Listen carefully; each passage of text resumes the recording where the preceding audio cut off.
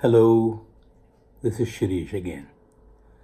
We're going to continue to talk about law of karma and try to explain the present life as well as possibility of not having future lives, that is to get nirvana or one with the Lord.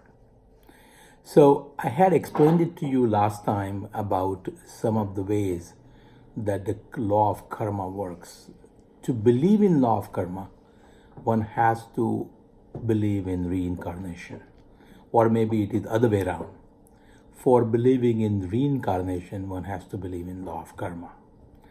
So when I gave you an example and I tried to show you a picture, the picture was probably not very clear on the video.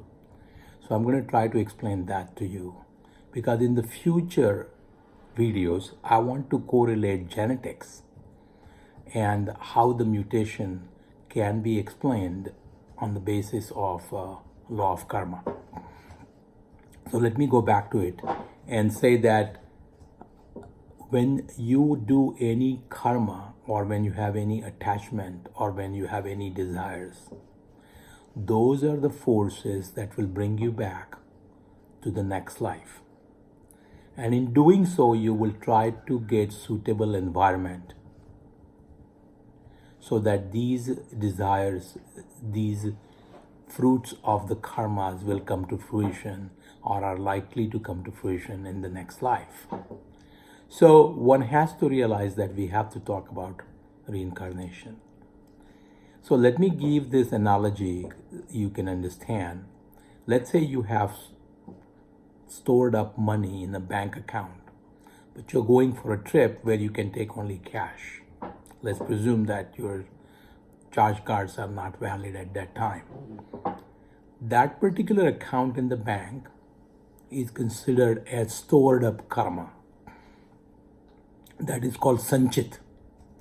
However, the amount that you actually take out from the bank for a trip or a visit where you will be spending certain money is what is called prarabdha, or is that the one that is the only available one for you to spend money. But while on your trip, let's say you work and make more money, so you have an extra money that you can spend. So that's called kriyaman. So essentially you have a present life where things that you brought up from the previous life are going to come to fruition, and some of the one that you actually do in this life are going to come to the fruition. Now, karma itself also creates desires and also creates impressions. And the three of these together form our current life. As I explained it to you in my last video, if we do something, it definitely creates impression, either positive or negative, and maybe sometimes neutral. So when there is a negative or positive reaction, that makes us have a desire either to do it again if the reaction is positive, or avoid it completely if the reaction was negative. Take an example, child who touches a hot plate, has a burn. The impression is that it caused pain, and the desire would be to avoid the pain so that they would not touch it. This is a very simple explanation, but we act on these desires, we act on these impressions. And these impressions are stored not only in the physical brain and the physical memory, but also in two other bodies. So in this particular video, I'm going to introduce a concept of different bodies. This is not new, this is old, but a lot of people may not be aware of it. So there are three bodies. One is called causal body, causal. Number two is the astral body, and last one is the physical body. So there is a sthula sharir, or physical body. Gross elements form the physical body. There's an astral element, which includes mind, intellect, ego, and we also call chitta. They form the astral body in association with the replica of entire body without the physical element. And then there is a causal body, due to which everything has started. So the impressions are stored into astral and causal bodies, so they do not get destroyed when the physical body dies at the time of death.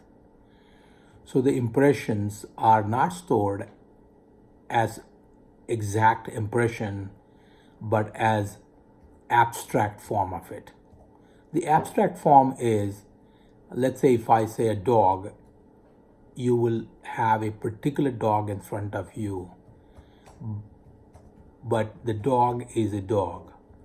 But then when I say a particular name, let's say I say Duke or a prince, then you're going to have a particular dog in front of you. So the impression about the dog is stored as a picture of a dog, not one specific one that you may own or you may have as a pet. Let's say I have this impression from eating sweets.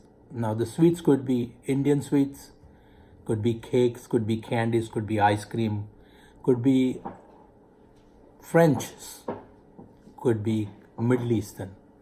So the impression that is stored is sweets are good or sweets are bad. The impression is not stored as for a particular piece of dessert or sweet thing. So the impressions are stored as abstract form, that there is a desire, there is an attraction for sweets, or sweets give me pleasure. So when you are born, you will have a desire for sweets.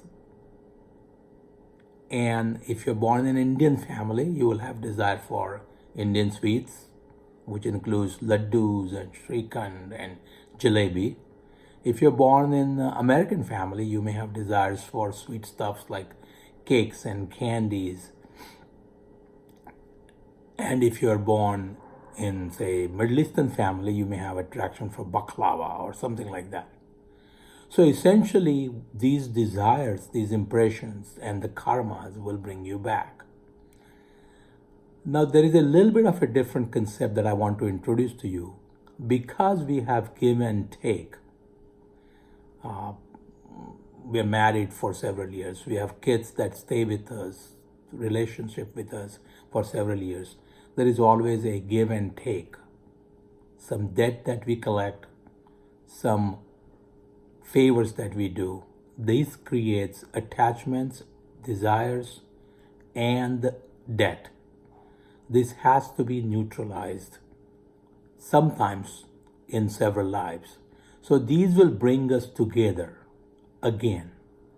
So remember that sometimes it is not astonishing that you meet with somebody and suddenly you know that you feel like you have met them for several years, or you like them, or you hate them, even though there is nothing specific that you can say, this made me like the person. This is again related to our previous attachment to the same person in different life, in a different relationship. So the relationships may change, but the attachments continue. And this is what brings us together over and over again. I'm going to talk about this in the future as to whether we select our parents or not. But I'm also going to do videos on genetics and law of karma and reincarnation. I hope you like it and subscribe to my channel. Thank you. Have a nice day.